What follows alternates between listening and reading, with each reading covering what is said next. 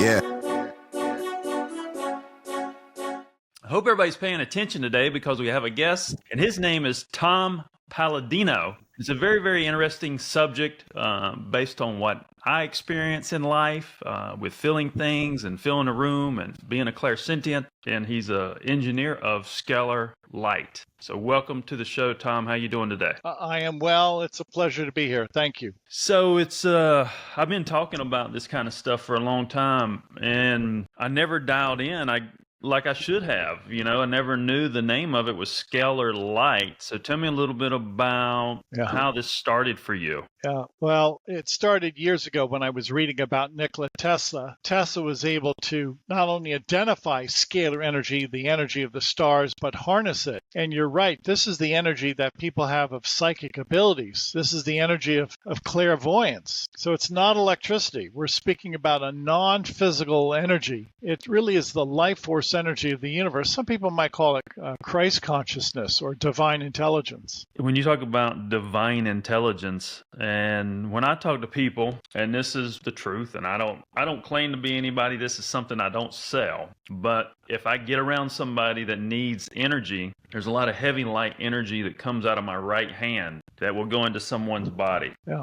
And I can push it through their body, through their left hand chakra, their crown chakra, and usually, or their heart chakra. Some people are more acceptable in certain chakra areas. Have you ever studied anything like that with an individual? Yes, sir. And that's exactly what I'm working with. People with healing hands are scalar hands. We have to put a definition to this. What is scalar? It's that life force energy. It's the non-physical energy of the universe. Again, it's not electricity. And whether it's human thought or healing hands or scalar energy instrument, it's very real. And so this emanation, this light that manifests from your right hand, you're, if you will, emanating, you are broadcasting scalar energy. And it does heal. It heals soul, mind, and body. That's right. And how many people have you found that have this ability? Many people do. They don't realize they have it. Many people have healing hands, or they have the ability to heal through their speech, through their encouragement. Some people can heal through prayer. So this is really a broad topic, and I wish a greater number of people would step up to this and realize that many people have this gift. When you said divine, and I mentioned that before, but sometimes I'll do something, I'll be like, you okay? I'll give somebody some energy, and they look at me like I got three heads. I'm like, okay, divine could be staring you right in the face. Yes. And based on how we're manipulated in this day and time, they think zero of it. Why is that? Isn't that a shame? Well, a lot of people, they don't believe in the divine. They don't believe in God. But I do, and I have to say to myself, the universe had a creator. Something had to create the universe. You cannot go back and just say energy created the universe. No. What preceded energy? It had to be the creator. Whatever your philosophical leaning is, sooner or later you have to realize there was something that was uncreated that created the universe. Because I have these rationales that come through, right? And I always think about pure source, and I always think about creation. And I came up with this rationale about there's two thought processes. There's a discovery mindset, and there's a creation mindset. 99% of the population has a discovery mindset. I mean, that's government, that's science. And if you have a discovery mindset, and I actually said this to Avi Loeb, I said, it seems to me it takes you longer to find the answer unless you understand creation. You can get to an answer quicker. Now, this rationale just came out of the blue. I don't, tell me, what do you think about that statement? I agree with you 100%. Much of my work has come to me by way of mysticism. I'm one inventor. I'm one theorist, one, if you will, researcher. Yet I've done the work of 100 researchers. How is that possible? Because I don't have to go through trial and error. God gives me the wisdom. It's infused knowledge. Tesla had that gift also. Tesla had probably 300, 400 inventions during his lifetime. For one man, that's extraordinary. How did he do it? He had infused knowledge. So instead of discovery, or what we might say is deduction, which is laborious, why not have that infused knowledge? Why not have that afflatus from God? That's my gift. I receive these divine instructions.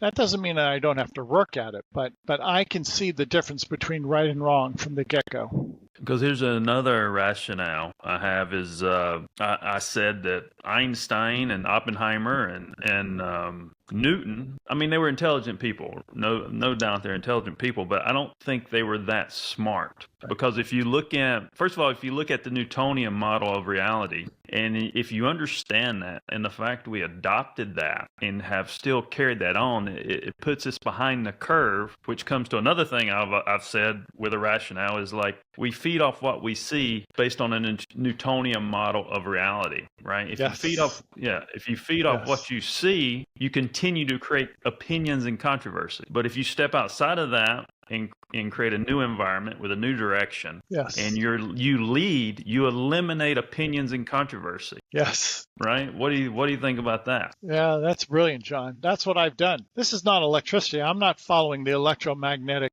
principles here. It's a new science. Scalar energy is a new branch of physics. And I've left Newtonian physics behind. So my work is non-physical. It's not physical. My work is non-Hertzian. It has nothing to do with electricity and magnetism. It's a new branch of physics, and hence the entire vista is clear. It's not in any way clouded by political persuasion. It's not in any way clouded or besmirched by somebody's trying to accept a bribe or accept some type of favor from this. This is pure science. This is what I love, and I can't go wrong. As long as I follow the truth, I can't go wrong. There is nobody else in this arena. So I only have myself to contend with. I don't have government or big business. I don't have to deal with a board of directors. I don't have to worry about sales or marketing. It's just clear sailing on my part. Well, and I mentioned Oppenheimer and Einstein, and the reason I say that they were very intelligent people but not that smart is because if you apply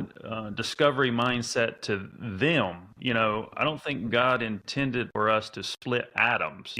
We're always trying to manipulate things instead of trying to understand things that we already have, which talks about keeping us out front and understanding quantum field. We didn't need to split an atom because sometimes that discovery mindset can land you on the dark side. Yes. And we've landed through that discovery mindset on the dark side a lot. Yes, we have. Thank you for mentioning that. Great discovery, great technology must be matched with great morality. And frankly, this is what Einstein and Oppenheimer lacked. They were not morally correct men. To lend their hand into this atomic age, to, if you will, build, or at least in theory, to create these weapons of mass destruction. This is terrible. This is an abuse of authority. This is abuse of knowledge. It's terrible what's happened. And why do you think these people are just pushed? Is it the money? Is it just the way of life? I mean, why do you think that doesn't click? Yeah. I think they get caught up in it just like so many other people. You might want to call it a bribe. You might want to call it ego. You might want to call it careerism. Call it what you will. But these weapons of mass destruction now threaten humanity. They threaten the existence of humanity. They're continuing to weaponize the world. For what point? What's the point here? So we have to get away from that mindset. This is why I don't associate with government or big business. I don't want to be part of that emotional political intrigue. Well, here's another breakdown that because I've talked to a lot of people. I've talked to a lot of neuroscientists around the world, and somehow I started understanding, if you could have a preventative world, and if you taught human beings how they take in information through periods of their life. You have your environment. That wherever you land, that's your environment. You have your lineage, and then you have your esoteric intuition part, which is 3 parts of law of attraction. So when you talk about law of attraction being the melding block of life and understanding what that is, there's 3 parts to law of attraction. Science only uses 2 parts. They use environment and they use foundation, which is what you're made of, your percentages, what you're bringing to the table, your lineage, your perpetuation of your lineage over time. So pretty much everything that science has done using 2 parts of law of attraction, mathematically, we're coming out with the wrong answers. So if why is science not using the 3rd part of law of attraction to determine things in life? I agree with you. And today I look around and much of the invention today is not what I consider to be really inspiring or really that of a creative mind. I see a lot of repetition. Nikola Tesla once said, I don't mind if people steal my ideas. What really disturbed him is he said they don't have original ideas themselves. And he's right. How many forward-thinking scientists out there? How many groundbreaking theories, groundbreaking techniques do you see? I don't see enough. So if you will, we have to have this new mindset. We're stuck in this Newtonian grid. We're stuck with this brick and mortar approach. My approach is entirely different. It's non-physical intelligence. And only Tesla and a few other scientists have been able to perfect this science. Let's talk about Elon Musk. Let's talk about Jeff Bezos. So if you understand this energy, you understand Nikola Tesla, Elon Musk owns the Tesla name. Why are these guys still making rockets? Do you not think they are smart enough to have this information, or they're just a puppet themselves? I've thought about that, and I have to say that both of them are puppets. And why? Because neither one of them is showing original thinking. Now, they've amassed a great deal of wealth, okay? So that's what they're proficient at. Are they groundbreaking theorists? No. Have I seen one original idea from any of them? No. To me, it's just this. It's just a repackaging of ideas. They're not original thinkers. Neither Musk nor Bezos are original thinkers. Now, that's not, and I'm not judging their if you will, their success as businessmen. They're very successful. I am judging their lack of creativity. Neither one shows creativity. So do you not think they know? I mean, a lot of people don't realize that this Tesla energy that he discovered, it's probably over 100 years ago, maybe now.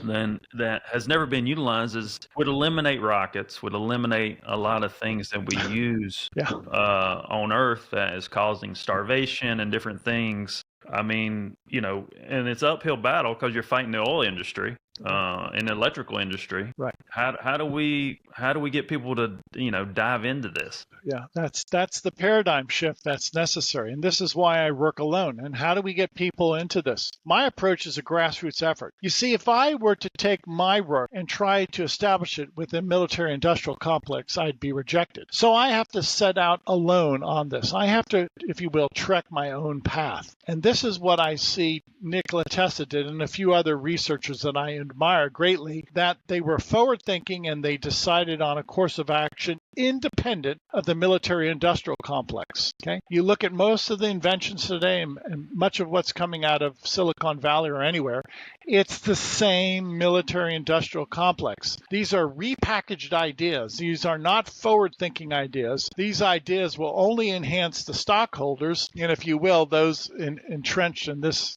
particular sector of business. This is not going to alleviate suffering in the world.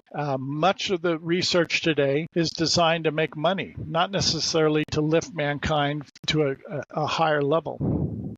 Now, do you think, when you talk about environment, do you think a lot of these people, because I wonder, I'm like, there's got to be people out there that has the same shit in their head that I do. And, it's like, I mean, what are we thinking? Why are we not, do we get caught up in an environment and we just become a circumstance of environment? Yeah. And I think so. And this is how we support ourselves? Yeah, I think so.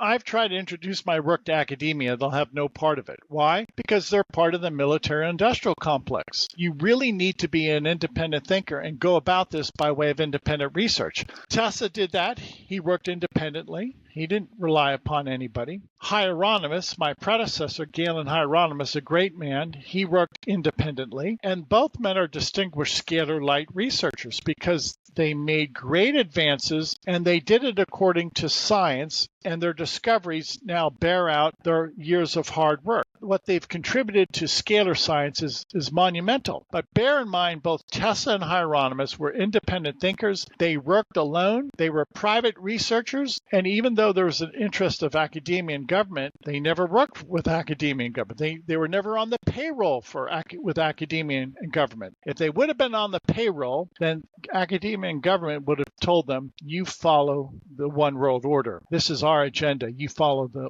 one world order agenda. Going back to law of attraction and the three things of law of attraction: environment, foundation, intuitiveness, come up with this thing about sensibilities. Because sensibilities is life, right? So if you took sensibilities, they say they only use two parts in sight, determined answers, but if you took sensibilities and took all the emotional words, right? Let's identify all the emotional words in the sensibility pool. What percentage of those words apply to an individual? Do you think there's a way with some mathematical process, including this in with science's outcomes today? You're saying by way of vocabulary now, by idiomatic expression. Well, what I'm saying, sensibilities, because if you understand, I don't necessarily believe in yin and yang.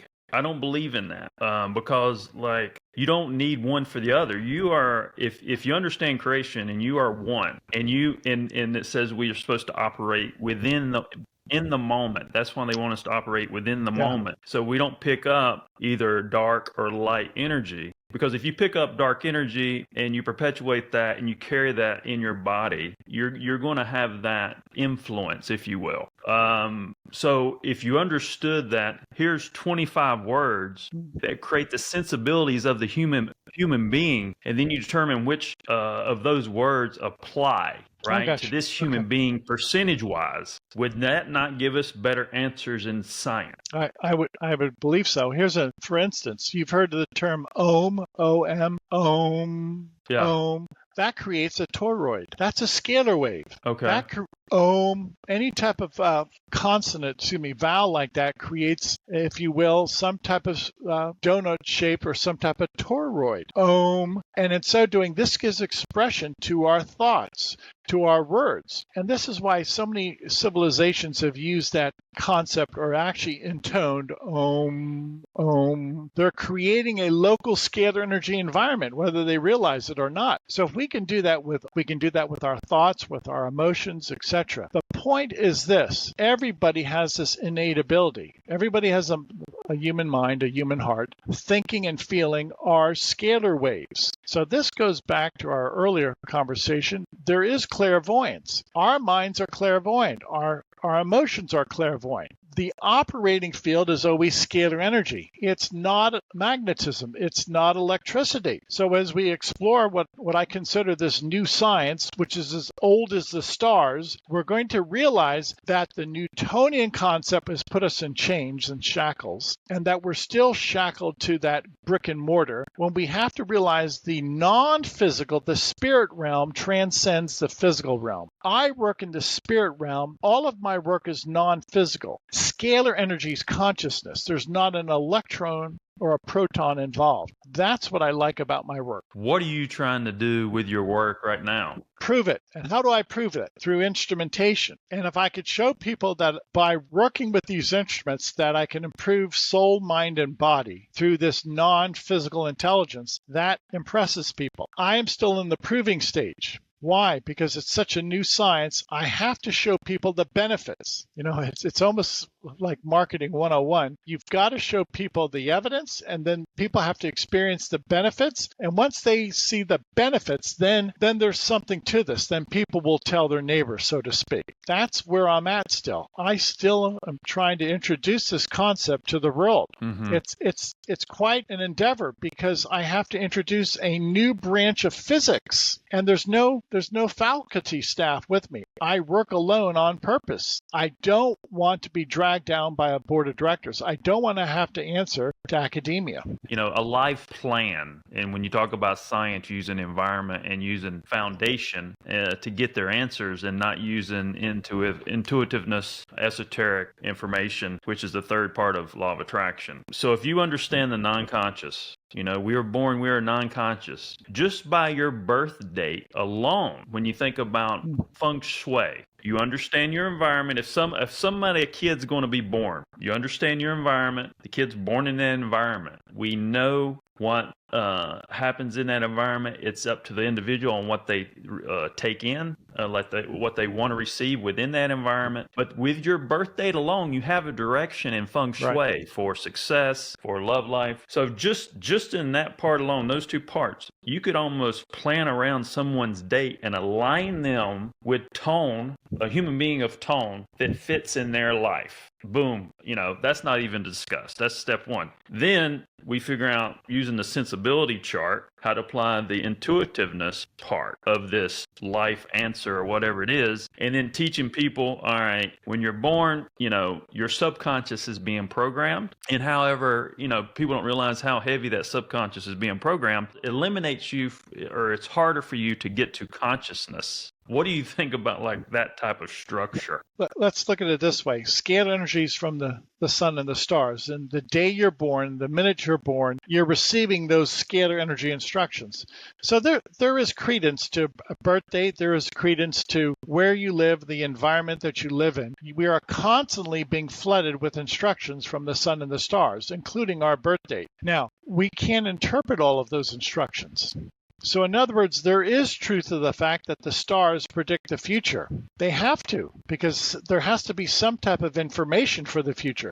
There's information for the past, information for the present, information for the future. And what is that information system? It's always scalar energy. So scalar energy is in the past, present, and future. Well, that stands to reason because scalar energy transcends time and space. So in order to have any type of information timeline, you have to have information that's controlled by energy. What type of energy? Scalar energy. So the past, the day you were born, today, where you're living today, how you're living today, and the future, the rest of your life, all of that is dictated by this information system. This shows the fabric of the universe. This is how important scalar energy is. It's the Akashic record. It's the mind of God. It's responsible for past, present, and future action. Scalar energy transcends time and space. And this gives credence to, some people say, where were you born, where and when? Okay. And they want to try and ascertain your characteristics to where you were born, what your parents were doing, what was your upbringing, your environment. All of that plays a part, all of that. But the greater scope of this, you have to see this as far as a divine undertaking. And I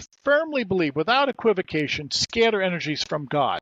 It's not a flow of electrons. So I'm working with a God force, scalar energy, scalar light. And scalar energy dictates everything, including my soul, mind, and body. That's how important this research is.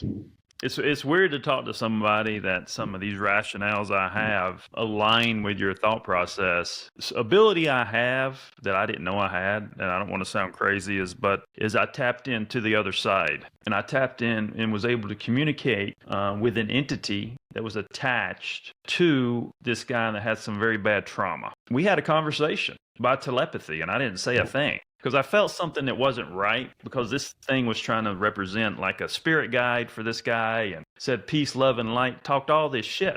Or she would never tell me her name, and said, I'm more powerful than you. And I said, no, you're not. And then all of a sudden she disappeared. So that rationale of communicating with a low level energy attached to someone made me understand that anything that comes from source is just a fraction of source and not as powerful. So fear, if you understand source, fear is nothing. You shouldn't worry about fear. You know what I'm saying? What do you think about that? I agree with you. There are negative entities. I've come from a Christian background. There are good angels and there are fallen angels. And it looks like you had an encounter with a fallen angel. Now, with that, there is an incredible influence out there. And most people don't realize they're under that influence 24/7. So there is a spirit world. There is a world in which we receive energy, information from the stars. There is a world in which what others are projecting, whether we realize it or not, by their gossip or by their good deeds, are helping us or hurting us. Now, this gives credence to the notion what you think, what you feel is essentially the world that you will create. Every morning I get up, I try and be direct, I try and have goals, and I try and eliminate all the nonsense. If Don Quixote was spending too much time chasing windmills, I'm not going to chase a windmill. I I work in the truth. And every day I have goals, and every day I prosper because I avoid the politics of this world. I avoid the pitfalls. I stay focused. And I wish the world would do that. Today, where we're overrun with social media, you cannot live your life vicariously. What you see outside in the outside world, you just have to take in, and you have to process and say, I have to move on with my life. That's what I do every morning. Every day I have a successful day researching, but I don't get caught up in the drama of the world. So I think it was a shaman from Scotland. She said, you need to get out of your head and get some of this shit on paper, because you got to live your life. So here's another rationale. This is so interesting to me. I come up with this thing that everything was created by four. Creation them by four. So if you understand, when you understand creation, and maybe this can give you some information, whatever, if you understand creation, and I started verifying some of this stuff. First, I realized that the universe was in four parts. Then I talked to this guy who interpreted this book called the Theoba Prophecy about this guy being abducted. And there was information in there that God created the universe with four powers. Now, I think the Asiatics and India's narrative on some of this stuff is a little muddled and kind of led people in the wrong direction. No, not trying to be offensive or whatever, but if you look at it from a mathematical standpoint, understanding creation and creation of four, then you go into the planetary system. You have four gas planets. You have four terrestrial planets. The moving parts, the sun is the root chakra, the heart is the earth chakra, or the heart chakra is the earth, and then the third eye is the moon. Pluto's the crown chakra. So we've eliminated Pluto. We say we're going to the moon. That will probably never happen because the people who are controlling the moon don't want us to go there. But when you think about the four terrestrial planets, the four gas planets, and how that's been represented over time, it doesn't make a lot of sense to me. But now I don't want to get hung up right there, but let's move to the earth. We're going to break down earth creation. Earth is created in four parts: inner core, outer core, mantle, crust. Then you have four directions. You have four gases, and so on and on. You have four chambers in your brain. You have four chambers in your heart. And then this kept going on. And this creation is all tied to your pineal gland, which is God. I say it's God's data center. And this is where the kicker comes in. And I could name a lot of creation by fours up to the pineal gland. So when I looked at the third eye thing the Egyptians used to do, right? And they had the representation of the pineal gland, and you looked at the angle. Then I started looking at that bone. The bone that has that angle by your pineal gland, if you put that bone on a flat surface, that's a 1/4 slant. Think about that. God created four powers. The universe is in four parts. 4, 4, 4, 4. I mean, on and on and on, to a 1/4 slant bone in our head. It's connected to God's data center. That's a rationale I came up with. Maybe that, because I don't know where this information came from. Is like that's where God gets his information about humanity. 4 has always been a number signifying the terrestrial, the earth, as you said, four corners of the earth. 4 refers to this world, this earth. It's not necessarily a number associated with heaven. And I like the part that you mentioned. The heart has four chambers. There's credence to all of that. So I think the takeaway from this conversation is everything is interconnected. Everything. I don't try and disparage anything. I look at everything for what it's worth. I look at this world and I look at the information system that we live in, the scalar energy information system that we live in. Here to say that I'm so happy I've made a career out of pursuing scalar energy as the information system par excellence. I believe my work and that of other theorists and other inventors will serve to change the world. We're changing the world as we speak for the better. And those of you in the listening audience, please join us. We need people who are original thinkers, willing to think outside the box, willing to change this world. We have to be original thinkers. When you have original thoughts, then you can make progress. If you don't have that spirit of invention, you're not going to see mankind improve. I want to improve the human condition. We do that every day by improving our mindset, improving our attitude. And invention, to me, is really the linchpin. This is how mankind succeeds. This is how we get ahead, through invention, through discovery. Otherwise, John, it's the same old bologna sandwich.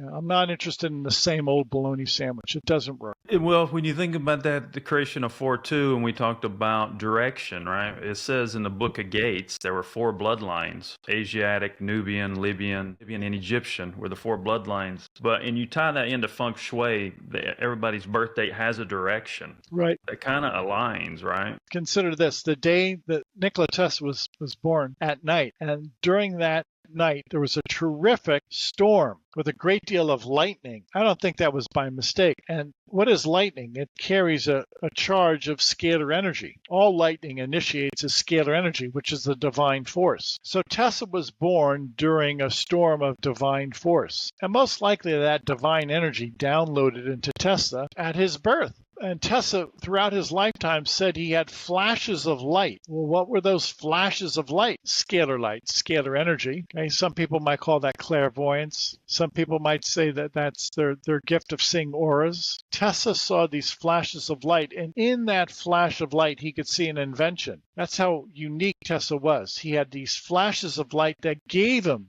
inventions, that provided the instructions, that afflatus for discovery. And this is why there's very few people like Tesla. How many people have flashes of light? How many people could be so broad in their thinking, have so many inventions, have such a prolific career, one man? How's that possible? He had this divine gift, guided by God.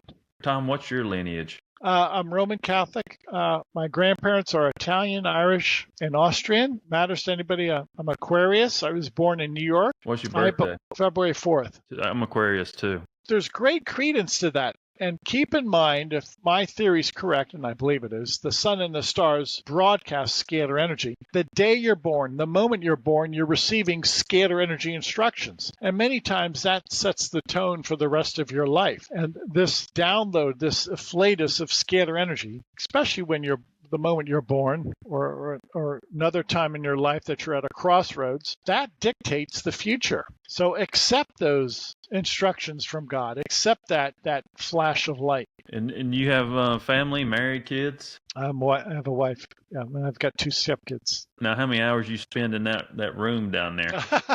On any given day, I'm in my lab 6 hours a day. So I love what I do. And it's to me, this is my flash of light. I see the prospect here. I see how scalar energy will change the course of history. This is my gift to mankind. What God has given me, I give back to mankind. And what is your way of trying to get some of this information out to the world? People like you. I cannot stress this enough. It's all grassroots, and it should be grassroots. The minute I get involved or anybody gets involved in corruption, there's a great deal of corruption in business, academia. That is going to hold up the progress of a movement like this. Now, if there's a lot of money to be made in this, believe me, government, big business, and academia would be involved. There's not. This is not a moneymaker. This is pure research, and you've got to keep it at the research level. And if I do that, and I stay apolitical, I'll be successful. And this is what I vowed to do, John. I have to work in my own arena. I will not accept compromise. I'm not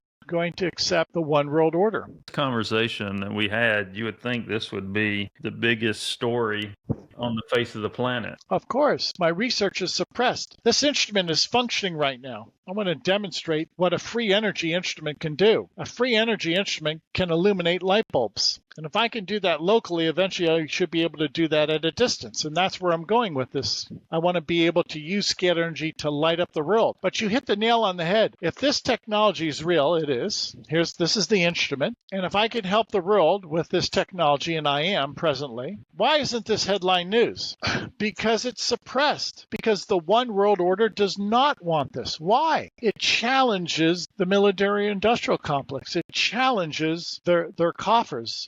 It upsets their game plan. So is Elon Musk part of the industrial complex? I think he is, and I'll tell you why. Some of his thoughts, some of his theories I don't agree with. For instance, he's mentioned before hooking up people to computers or having computer chips downloaded into people. That's evil. That's evil. Now, I don't know how far he's going to take that, but he's mentioned that before. I do not want to be hooked up to a computer. I do not want a computer chip placed in my body. As a Christian, I believe the computer chip in the body is the mark of the beast, and I'm firmly against that. So here we go again. If you have great technology, you have to have great morality.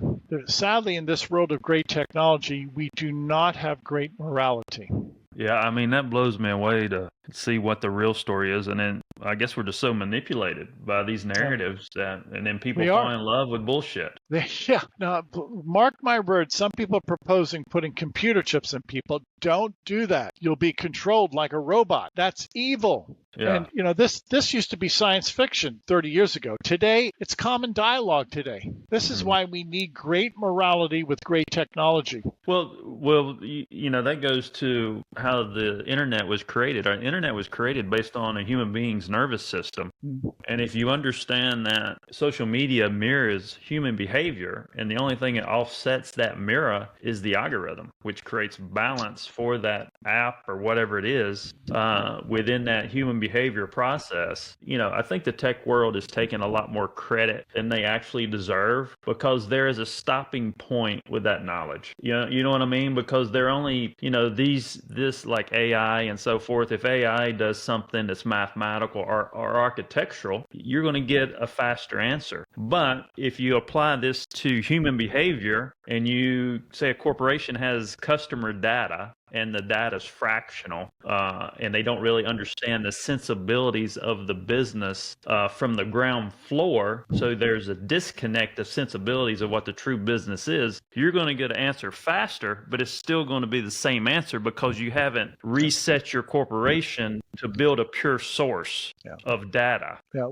you're right. We'll see how creative AI is. I don't know. That's not my field. But, can AI ever create like Nikola Tesla? We'll see. I don't know. Nobody can answer that question. But I still say we need original thinking. This is what I see a dearth of today. We have a great deal of data, but we don't have the wisdom and knowledge to interpret that data. We have a great deal of science, but we don't see new scientific endeavors, new scientific inventions. We just see a rehash. Okay, this is my cell phone. I don't care how many models you have. It's still a cell phone. Okay, why don't we invent something different now? Something better. That's my entire career. I want to see the world change. If I have to introduce something that is, if you will upset the apple cart, so be it. I'm an original thinker. I'm not going to go with the crowd here.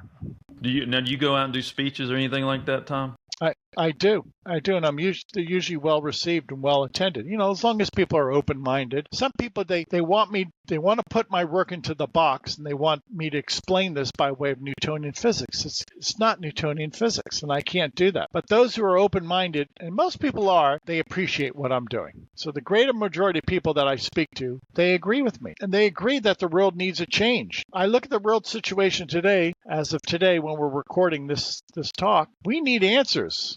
We have a lot of problems. And I keep hearing the same problem day after day, month after month. Well, apparently we need new original thinking to start solving these problems. This is what we don't have. We need original thinking. We need new ideas. When you think about the key word of the Bible or whatever, finding thyself, basically every branch, every person, a high percentage of humanity has given away thyself. Even our government, because we're making emotional decisions that are not foundational.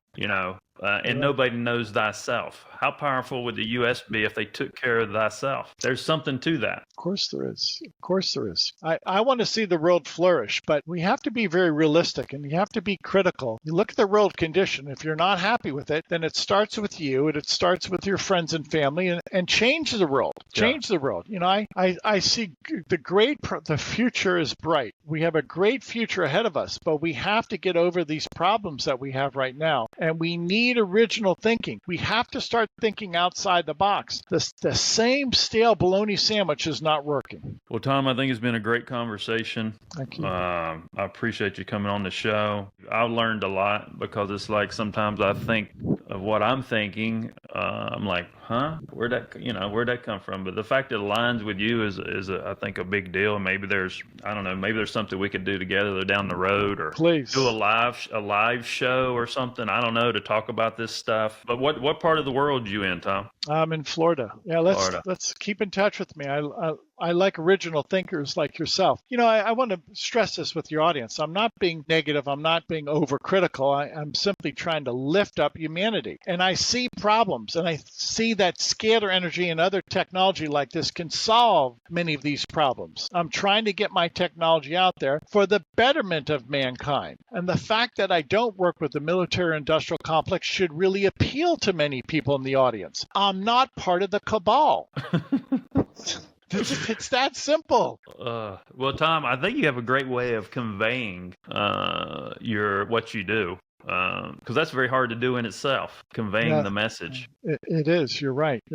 And hopefully people see my sincerity and the fact that I've been at this for 60 years alone. Well, What does that say? I don't swim with the fish. I am on my own. It's been a great conversation. I appreciate you coming on the show. This has been Engineer Tom Palladino, and I am John Edmonds Kozma, the CEO of Bang Productions. Thank you.